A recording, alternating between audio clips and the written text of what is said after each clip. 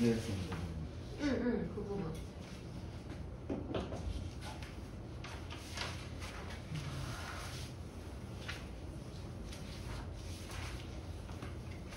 자가격리 하는 동안 놀면 어떡해. 공부해야지. 네.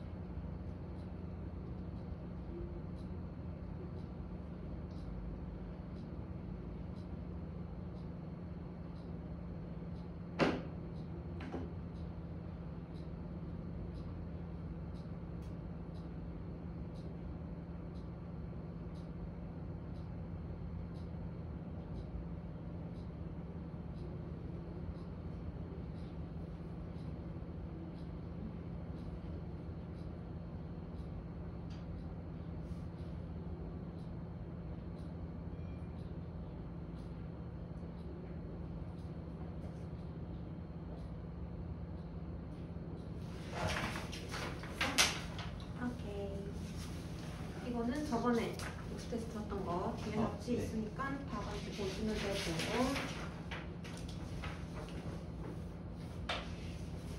오늘은 어디로 할 거냐면 88페이지 신소리.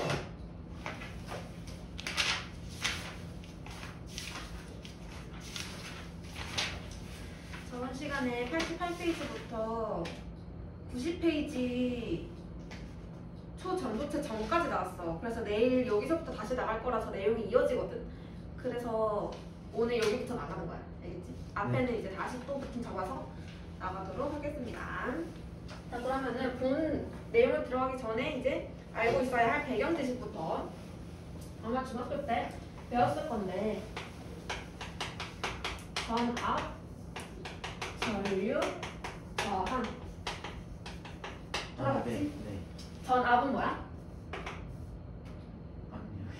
아니요. 압력인데 얘는 전류를 흐르게 하는 압력. 압력 혹은 능력. 그럼 전류는 얘는 전하의 흐름. 전하가 흐름이 생길 때 전류가 생기게 되는데 전하는 양전하도 있고 음전하도 있잖아. 네. 근데 이때 움직이는 거는 음전하, 즉 전자가 이동하죠. 아, 네. 전자가 이동하게 되면은 전류가 흐르게 되는데 전자는 항상 어떻게 이동을 하냐면 얘는 마이너스 극에서 플러스 극으로 이동을 해. 전자는. 근데 전자가 이동을 하면 전류가 흘러야 되지. 근데 전류는 우리가 약속을 한 거야. 전류의 방향은 전자 이동의 반대 방향으로 하자. 그냥 약속을 한 거야. 전자가 마이너스에서 플러스로 흐르게 되면은 전류는 전자 이동의 반대 방향, 즉 플러스에서 마이너스로 흐르게 된다라고 약속을 한 겁니다.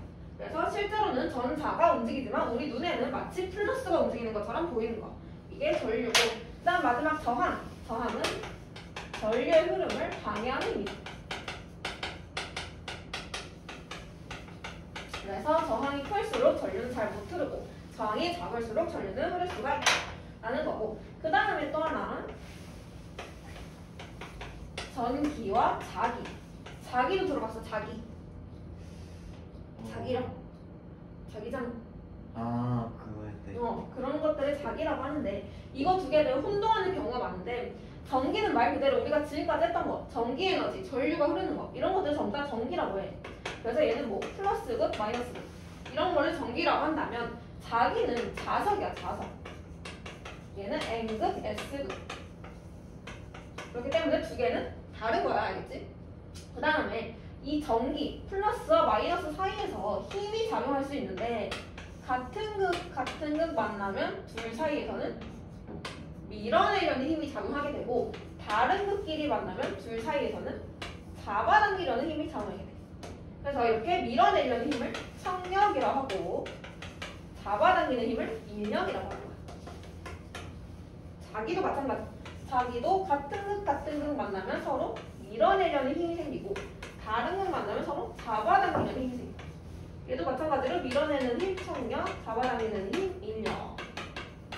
그래서 청력이나 인력이 생기는데 이 청력이나 인력이 전기 사이에서 생겼다. 그럼 이거를 전기력이라고 하는 거고 얘들이 자기 사이에서 생겼다. 그럼 얘를 자기력이라고 하는 거죠. 자기력, 전기력. 그 다음에 이 전기력이 딱 특정 이렇게 점에만 작용을 하는 게 아니라 어떠한 공간에 작용을 하게 된다. 공간. 그래서 전기력이 작용하는 공간을 전기장이라고 하는 거고 자기력이 작용하는 공간을 자기장이라고 하는 거고 공간. 그래서 용어 헷갈리지 않게 정리를 해두시고 여기까지 어려운 거 없죠? 네. 그러면 이제 신소재를 들어갈 건데 신소재는 그냥 뭐 특별한 게 아니고 지우개. 지우개가 잘 안 지워지더라.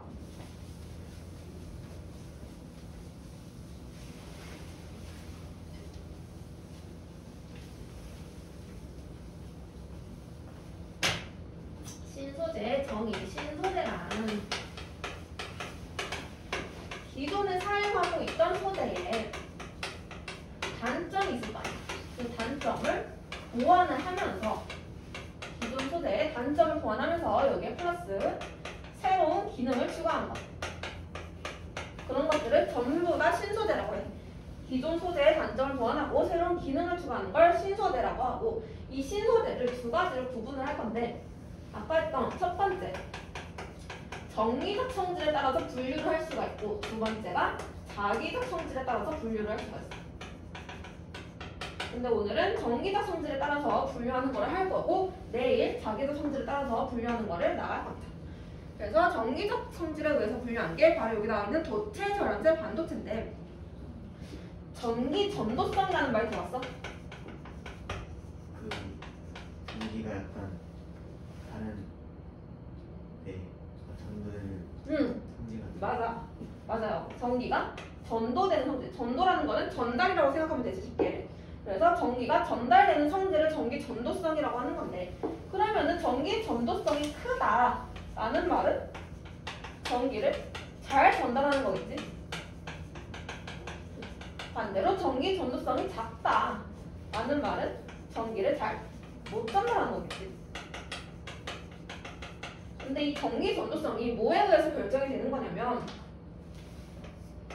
아까 했던 전기 저항에 의해서 결정이 돼. 전기 저항. 저항이 뭐였어? 방해하는 힘 전류를 방해하는 힘. 그러면은 저항이 크면은 전류를 많이 방해하지. 그럼 전기가 잘 전달이 안 되겠죠. 그래서 저항이 크면은 전기 전도성은 작아지고 반대로 저항이 작으면은 전기 전도성은 커지게 되는 거야. 그래서 전기 저항에 의해서 전기 전도성이 결정되고 이 전기 전도성에 의해서 이제 물체를 세 가지로 구분을 합니다. 도체, 반도체, 절연체. 세 가지로 구분을 하면은 도체는 얘는 전기 전도성이 큰 거. 반도체는 전기 전도성이 중간인 물체.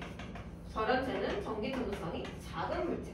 즉 도체는 전기를 잘 전달하는 물질이고 절연체는 전기를 전달하지 못하는 물질이죠. 절연체 똑같은 말로 부도체. 그러면 반대로 전기 저항은 절연체가 가장 클 거고 도체가 가장 작겠지. 그래서 도체의 예시로는 우리가 알고 있는 거 철 혹은 구리 이런 것들은 전기를 잘 전달하죠. 그 다음에 절연체로 알고 있는 거는 고무 같은 거.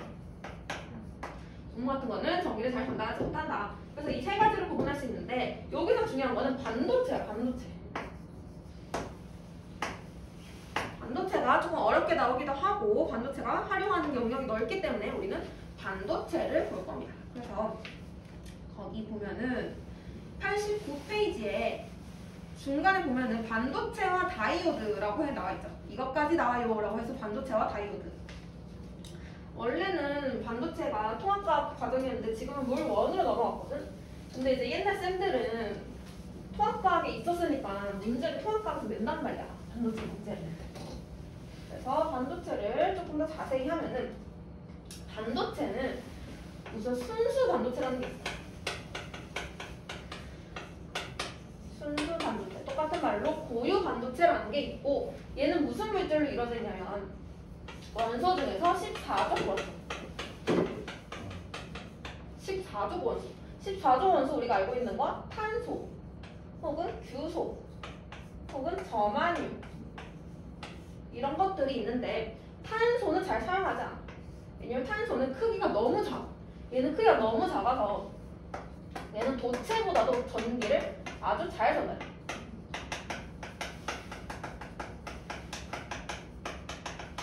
그래서 탄소는 순수 반도체로 적합하지가 않고 대신 규소와 저마륨을 많이 사용하게 되는데 14족 원소라는 거는 원자과 전자가 몇 개라는 거야?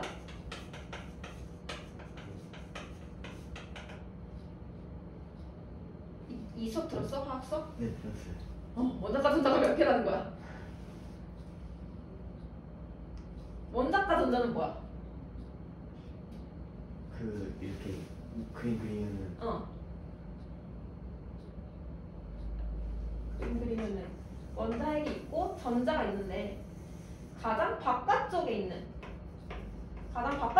전자를 원자과 전자라고 하잖아. 가장 바깥층에 있는 전자를. 그래서 14족 원소는 이걸 따오면 되죠. 원자과 전자가 4개.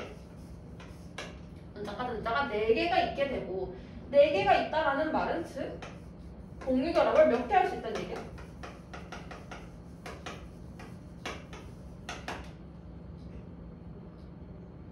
4개 할 수 있다는 얘기야.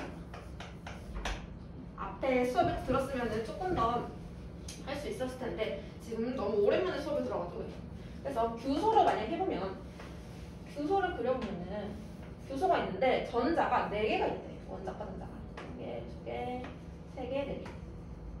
근데 이 원자들은 가장 바깥쪽에 전자가 8개 있어야지 가장 안정하지. 배웠어? 그거를 오택 규칙이라고 하죠. 오택 규칙. 그래서 8개를 채우려고 그래. 그래서 규소를 규소끼리 공유 결합을 하는 거야. 전자를 공유하는 거야. 이렇게. 그렇지? 네네. 여기도 이렇게 전자를 공유하는 거지. 그래서 이런 식으로 해서 규소를 계속해서 결합을 시킨 거를 순수 반도체라고 한다. 그럼 여기 사이에다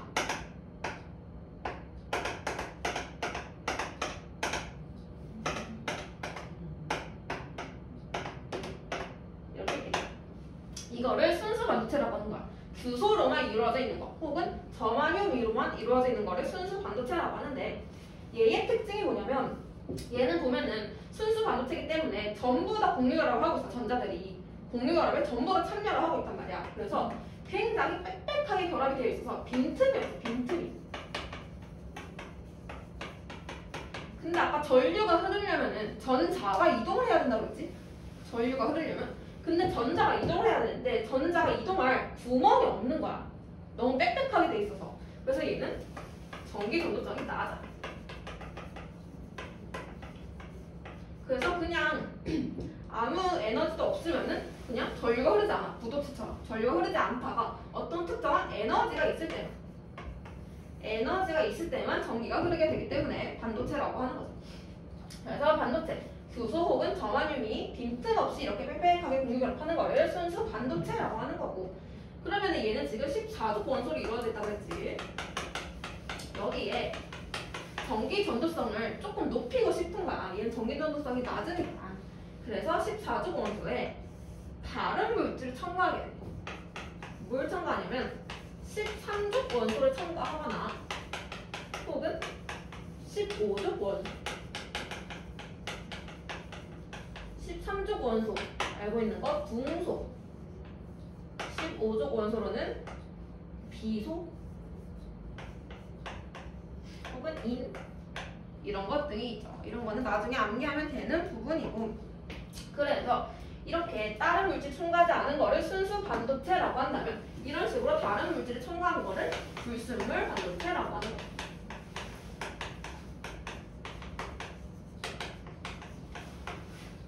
그래서 책에 보면은 불순물 반도체라고 해서 고유 반도체에 특정한 불순물을 넣어 전기 전도성을 증가시킨 것으로 불순물 종류에 따라 P형 반도체와 N형 반도체로 나뉜다. 불순물 종류 13족 원소를 넣거나 15족 원소를 넣을 수 있는데 이걸 따라서 P형이냐 N형이냐라고 구분을 할 수가 있습니다. 그래서 이제부터는 불순물 반도체를 한번 볼 건데요.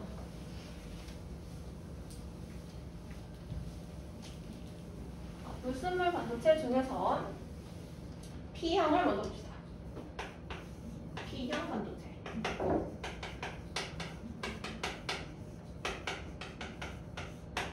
P형 반도체는 뭘 넣은 거냐면 얘는 13족 원소를 넣은 거야. 나머지는 전부 다 규소로 이루어져 있는데 13족 원소를 딱 한 개만 넣어준 거를 P형 반도체라고 하는 거야. 여기 불순물 종류로 붕소, 알루미늄, 갈륨, 인듐 이런 것들이 나와 있다고 하는데 붕소가 가장 많이 나와. 붕소. 그래서 붕소는 하나 정도 기억을 해주시고 그래서 원래는 규소로 이렇게 이루어져 있는데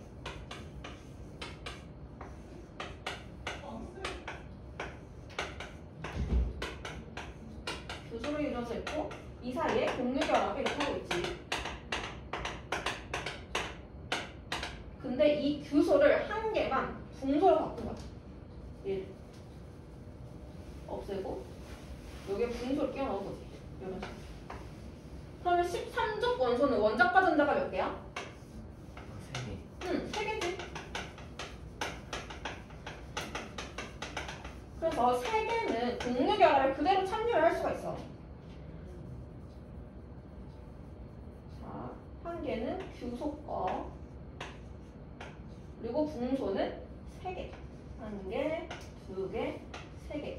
이런 식으로 공유결합을 하게 되고 그럼 한쪽에는 공유결합을 할 수가 없잖아. 전자가 하나 부족하잖아. 그래서 여기에 구멍이 하나 생겨. 구멍. 근데 여긴 전자가 없어서 상대적으로 플러스 성질을 띠는 구멍이. 플러스 성질. 이거를 똑같은 말로 양공이라고 해요. 양공. P형 반도체는 13족 원소를 넣음으로써 전자가 하나 부족하고 전자가 하나 부족한 곳에 구멍이 생기면서 이거를 양공이라고 불러주는 거예요. 양공.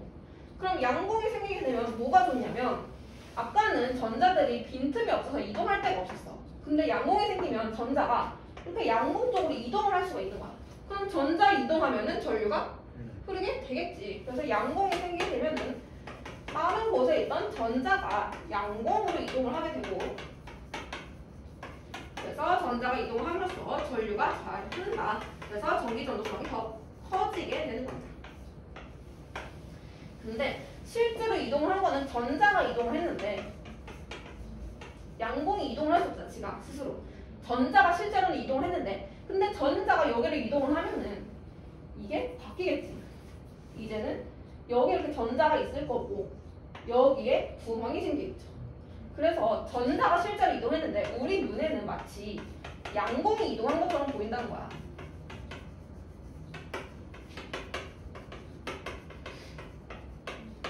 그래서 이때 P형 반도체에서 우리가 전하 나르게라는 말을 쓰는데 전하 나르게는 어떤 게 전하를 날랐냐, 어떤 게 전하를 흐르게 했냐 이걸 말하는 거고 그래서 P형 반도체에서 전하 나르게는 양공이라고 얘기해줘요.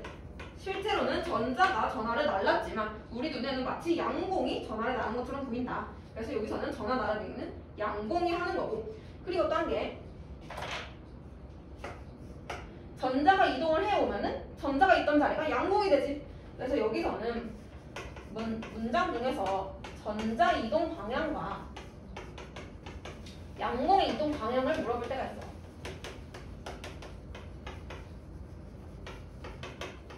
그래서 전자가 이동하면 전자가 있던 곳이 양공이 되기 때문에 전자 이동 방향과 양공 이동 방향은 반대라고 얘기해줘요. 반대. 무슨 말인지 이해? 전자가 다시 일로 이동하면 양공은 이렇게 이동할 거 아니야. 그래서 전자 이동 방향과 양공 이동 방향은 반대이다. 그래서 이런 것들을 P형 반도체라고 하는 거고 P형 반도체는 그래서 상대적으로 전자가 하나 없기 때문에 플러스 성질을 띠게 되고 그래서 P형 파스티브를 따온 겁니다.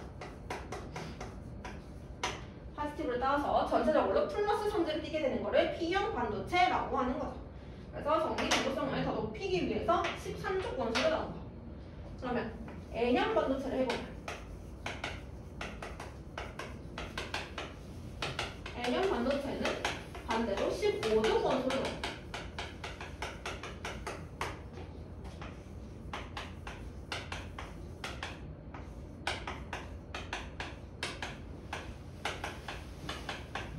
이렇게 순수 반도체에 여기를 하나 빼고 여기에 인을 이렇게 넣은 거야.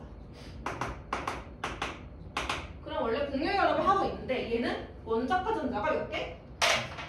5개.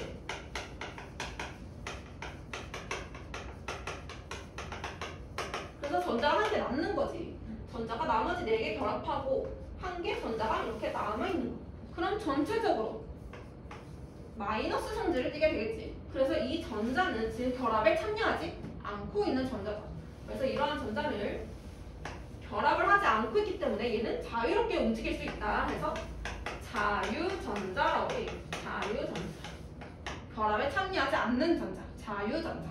그래서 자유전자가 얘는 마음대로 이동을 할 수 있게 되고 마찬가지로 전자가 이동하면 전류가 흐른다. 그래서 전기 전도성이 높아지는 거죠. 그러면 N형 반도체에서 전하 나르게는 뭐야?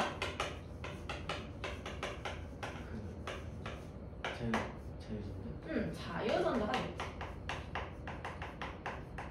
자유전자. 그래서 얘네는 순수 반도체에 비해서 마이너스 성질을 띈다. 그래서 네거티브에서 N을 따온 겁니다. 부정적인 마이너스, 긍정적인 플러스. 그래서 P형 반도체, N형 반도체 두 개 구분할 수 있어야 되고 이런 식으로 중간에 다른 원소들을 넣은 거. 13조 원소랑 15조 원소를 여기서는 불순물이라고 표현을 해. 이렇게 불순물을 의도적으로 첨가를 하는 거를 도핑했다라는 용어를 써. 도핑했다라는 말이 나오면 그냥 불순물을 첨가했구나 라고 생각하면 돼.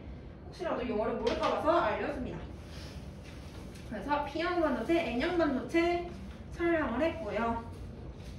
그래서 P형 반도체는 원자과 전자가 3개의 원소를 첨가하는 거, 양공이 전하나르게 역할을 하고, N형 반도체는 원자과 전자가 5개인 거, 그래서 전자가 전하나르게 역할을 한다까지 했습니다. 여기까지 어려운 부분 있나요? 없어요? 네. 이해했어? 네. 오케이. 그러면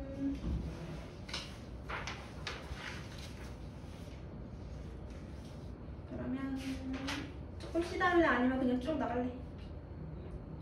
그냥 할래. 어? 그냥 하는 게. 그냥 할래? 네. 오케이.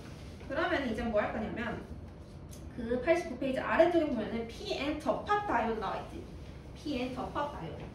P형 반도체나 N형 반도체를 두 개를 붙인 거야 이건.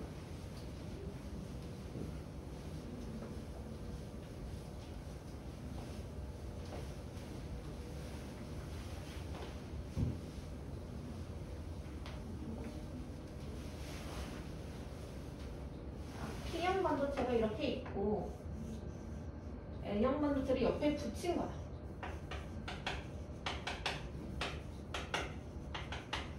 그럼 P형 반도체는 여기에는 양봉이 있을 것이고 N형 반도체는 전자가 있겠지. 그래서 얘는 양봉이 이렇게 있고 얘는 전자가 있어. 그래서 얘를 붙임으로써 하는 역할이 뭐냐면 얘를 붙이고 나서 여기에 전원을 걸어주게 되면은 이 양봉과 전자가 이동을 할 수가 있어. 이동을 하는데 이동할 때 여기 P와 N 사이를 P, N 접합면이라고 불러주는데 양봉과 전자들이 P-N 접합면 쪽으로 이동을 했다.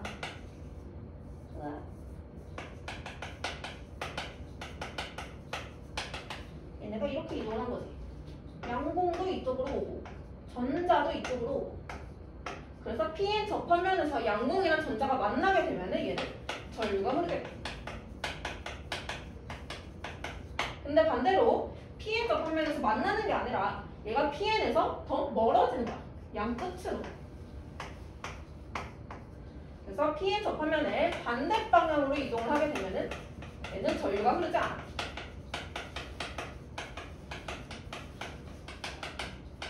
그래서 이런 식으로 전류를 한쪽 방향으로만 흐르게 만든 거를 P-N 접합 다이오드라고 합니다.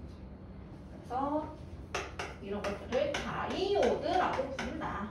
다이오드 옆에 88페이지 밑에도 나와있어요. 88페이지 밑에 표에 다이오드 한쪽 방향으로만 전류가 흐르게 하는 거 다이오드.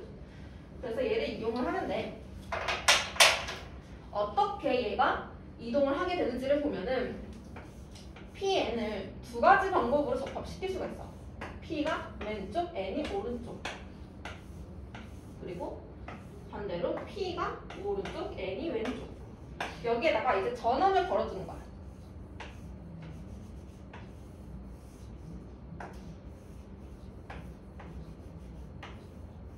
전원을 걸어주는데 전원에서 이렇게 길게 되어 있는 부분은 항상 플러스, 짧은 부분은 마이너스.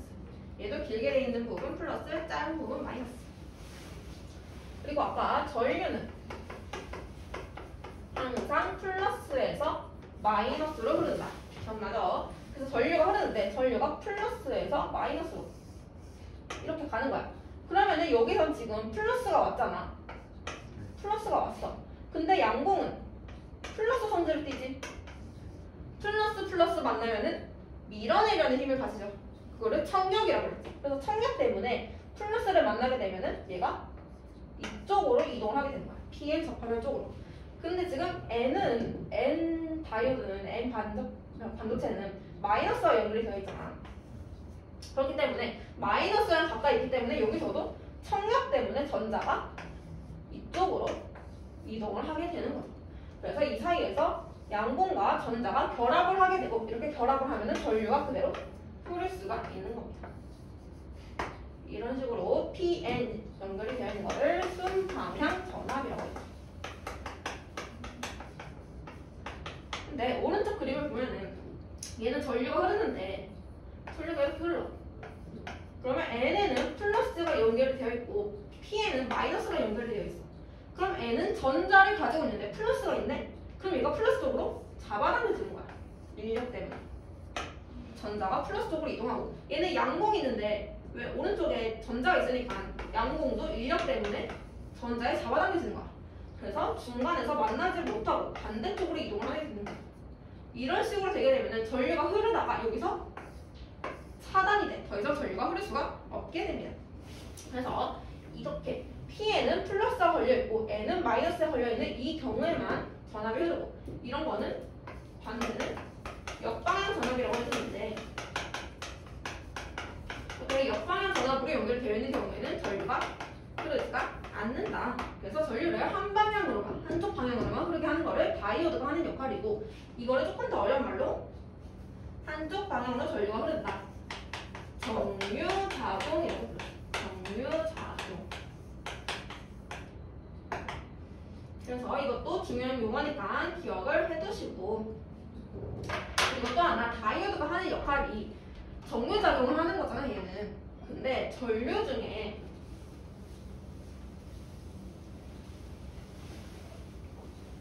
전류에 또 종류가 있는데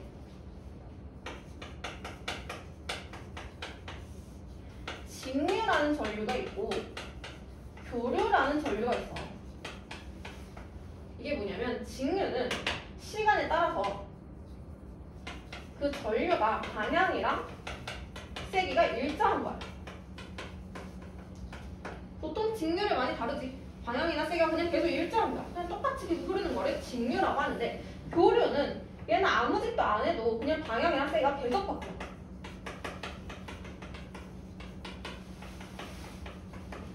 방향이랑 세기가 계속 바뀌어. 근데 아까 봤듯이 지금 다이오드 같은 경우에는 순방향 전압일 때만 전류가 흐르잖아. 그래서 교류가 흐를 때 방향이 바뀌어서 역방향이 되면 더 이상 전류가 흐르지 않지. 그래서 교류가 흐를 때 교류를 더 이상 흐르지 않고 이 교류를 다 직류로 바꿔주는 역할을 하는 거야. 반대 방향으로 전류가 흐르지 않으니까. 그래서 다이오드가 하는 역할 중 하나가 교류를 직류로 바꿔주는 역할을 한다. 전류를 한쪽 방향으로만 흐르게 한다라는 겁니다. 여기까지 다이오드를 했고요. 그 다음에 다이오드 옆에 보면은 트랜지스터는 전류를 증폭, 더 크게 만든다는 거지. 증폭 작용을 하고 스위치 작용, 전류를 흘렀다가 안 흘렀다가 스위치 작용을 한다라고 되어 있고 그 다음에 이제 발광 다이오드. 얘는 다이오드라는 걸 붙였으니까 일단 P에 접합이 되어 있다는 얘기고 근데 발광, 빛을 발한다. 빛을 발생시키는 다이오드다 라고 해가지고 얘는 PN이 위아래로 접합이 되어 있어. 위아래로 접합이 되어 있고 항상 P에 플러스가 연결이 돼야 되고 N에는 항상 마이너스가 연결이 돼야지 전류가 흐르죠. 그래서 플러스가 흐르게 되면은 이 안쪽에 있던 플러스가 청력에 의해서 아래쪽으로 이동을 하고 마이너스 때문에 전자는 위로 이동을 하겠지. 그럼 두 개 결합해서 전류 흐르죠. 전류가 흐르면 항상 전기 에너지가 만들어진다. 전류가 흐르면 전기 에너지가 만들어진다. 아까는 이렇게 전기 에너지를 받는 거에서 끝이 났는데 여기서는 이 전기 에너지가 전기 에너지 상태로 있는 게 아니라 빛으로 바뀌는 거야. 전기 에너지가 만들어지면 이 전기 에너지가 빛 에너지로 바뀌는 거야. 빛 에너지로 바뀌어서 이렇게 빛을 내는 거. 이거를 발광 다이오드라고 하는 거고 여기도 보면은 발광 다이오드 초록색도 있고 빨간색도 있죠. 이렇게 빛의 색깔이 달라지는 거는 아까 불순물 도핑을 할 때 그 도핑하는 원소에 따라서 도핑하는 원소의 종류에 따라서 빛의 색깔이 달라지게 됩니다. 그래서 전기 에너지를 빛 에너지로 바꿔서 빛을 발생시키는 거를 발광 다이오드라고 한다 라고 하는 거고요. 유기발광 다이오드는 굳이 하지 않을 거고 그 다음에 마지막으로 볼 거는 88페이지 중간에 보면은 액정 나와 있지, 액정. 액정 보고 끝낼 건데, 액정 중에서 왜 전자시계 같은 거 있잖아. 네. 전자시계의 그 가장 바깥 부분을 액정이라고 얘기를 하잖아. 핸드폰도 마찬가지. 여기. 그렇게 전자시계를 보면은 이게 시계가 이렇게 있어. 그럼 얘가 뭐 10시다 그러면은 이렇게 여기 이렇게 빛이 나오잖아.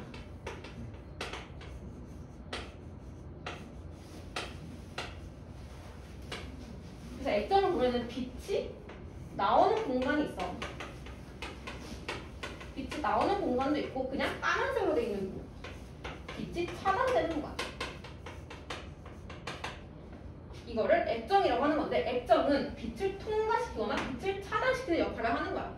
그래서 액정을 보면은 액정이 어떻게 되어 있냐면, 액정은 우리가 흔히 고체의 성질과 액체의 성질을 모두 가지고 있다고 하거든. 액정 딱 봤을 때는 고체지? 얘가 물은 아니잖아. 물처럼 흐르지 않으니까 고체야. 보통 고체인데, 근데 우리가 보기에는 안 보이지만 이 액정 안에서 액정이 계속 움직이고 있단 말이야. 액정이 안에서. 그래서 계속 움직일 수 있기 때문에 액체의 성질도 같이 가진다라고 얘기를 해주는 겁니다. 그래서 거기 보면은 평광판이라는 얘기가 나오는데, 어디 보자. LCD의 원리 밑에 보면은 수직 평광판이랑 수평 평광판이 나오죠. 평광판은 그냥 빛이 통과하는 판이라고 보면 되고, 평광판은 두 가지가 있는데, 빛 통과하는 길이 수직으로 나 있는 거야. 구멍이. 그리고 얘는 빛이 이렇게 수직으로 올 때만 통과를 할 수 있어. 이게 수직 평광. 그 다음에 길이 수평으로 되어 있는 경우. 그럼 얘는 빛이 이렇게 와야지만 통과하겠지. 얘는 수평 평광.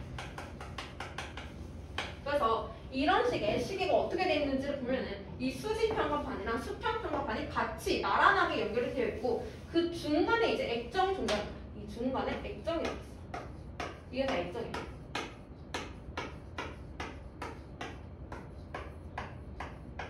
이게 액정. 그래서 원리를 볼 건데, 처음에 이 액정들이 배열이 일정하게 되어 있는데, 이 배열이 꼬아져 있어. 배열이 꼬아져 있기 때문에, 지금 내가 그림을 이렇게 그렸지만 꼬아져 있는 걸 그리기가 너무 어렵네. 아무튼 꼬아져 있어. 꼬아져 있기 때문에 빛이 처음에 수직 평광판으로 들어와. 이렇게 빛이 들어왔지? 그러면은 액정이 꼬아져 있으니까 이 빛이 같이 중간에서 꼬아지는 거야. 이런 식으로 비틀어지는 거야, 빛이. 그래서 빛이 비틀어져서 수평 평광판을 그대로 통과를 할 수가 있게 되는 거야. 이거는 그냥 아무것도 안 했을 때, 액정을 가만히 두실 때, 아무것도 힘을 가하지 않았을 때 그냥 액정 자체가 액체의 성질을 가지니까 그 상태로 뒤틀려져 있어서 빛도 들어오다가 뒤틀려서 수평으로 나가게 되는 거야.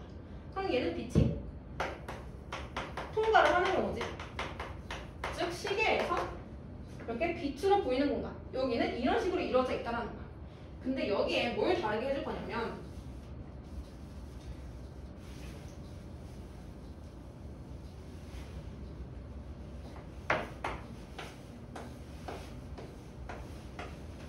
여기에다가 전압을 걸어줄 거야. 전압. 전압은 아까 전류를 흐르게 하는 압력이라고 그랬었지. 전압. 전압을 걸어주게 되면은 액정이 뒤틀려 있던 게 일정 방향으로, 똑같은 방향으로 배열하게 돼. 아까 내가 그림처럼. 전압이 액정의 배열을 바꿀 수가 있는 거지. 그래서 얘는 이렇게 일정하게 배열을 하게 되면은 빛이 수직으로 들어오면은 빛이 더 이상 뒤틀리지가 않고 그대로 수직으로 나가려고 그러는데, 얘는 수평 평광판이지. 그러니까 빛이 나갈 수가 없는 거죠. 이런 경우에는 빛이 차단되는 거죠. 그래서 액정을 보면 이렇게 까만색으로 보이는 경우, 까만색으로 보이는 경우에는 전압이 걸려져 있어서 액정의 배열이 달라지면서 빛이 차단되는 거.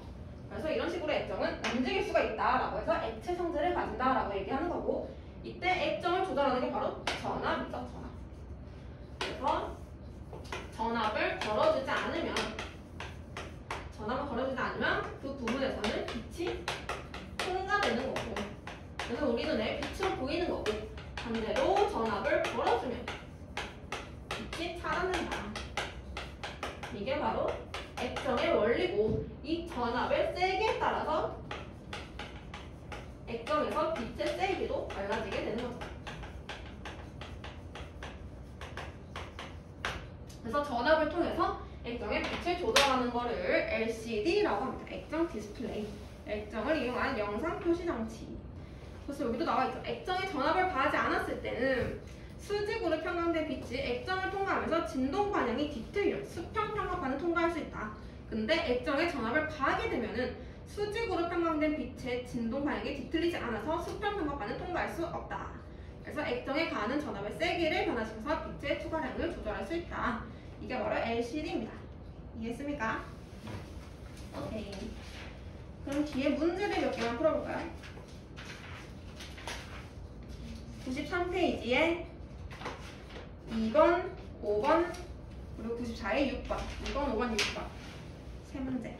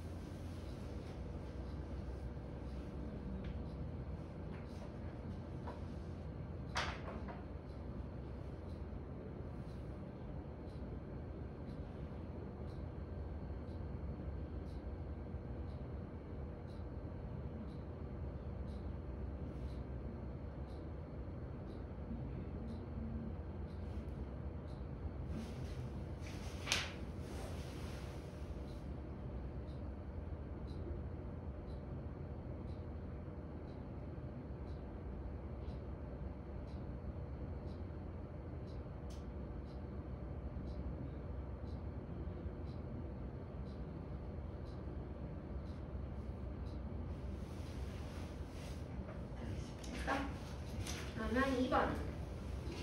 2번에는 3번. 5번에는 4번.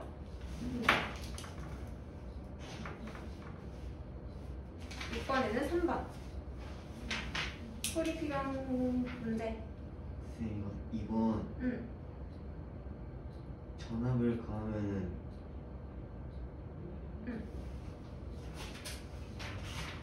전압을 가하면 액정 분자 배열 상태가 안 바뀐다니. 바뀌죠.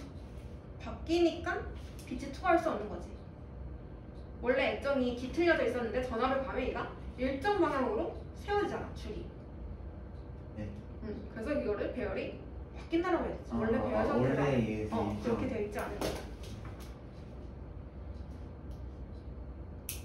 그럼 됐나요? 네. 5번, 6번 했어? 해결됐어? 오케이. 그러면은 92페이지. 92페이지에 1번부터 4번까지. 선생님 저 다음 주 금요일 1월 7일. 그거 내일 다시 잡아봐야 돼. 그때 같이 수업 듣는 애가 있어가지고. 네.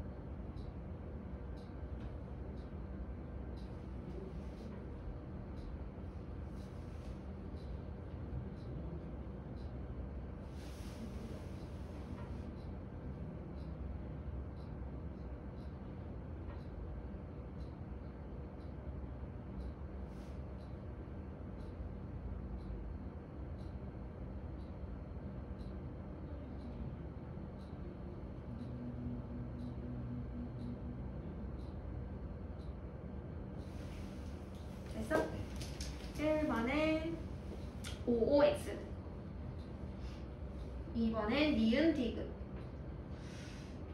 3번에 OXO 4번에 기역 양공 니은 전자 모르겠네 뭐.